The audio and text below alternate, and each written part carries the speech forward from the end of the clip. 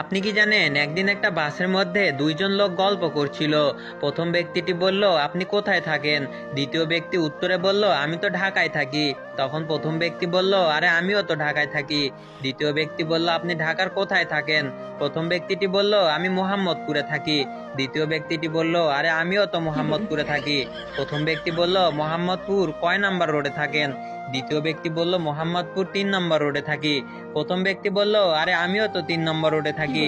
দ্বিতীয় ব্যক্তি বলল, 3 নম্বর রোডের কয় নম্বর বিল্ডিং এ থাকেন? প্রথম ব্যক্তিটি বলল, 3 নম্বর রোডের 12 নম্বর বিল্ডিং এ থাকি।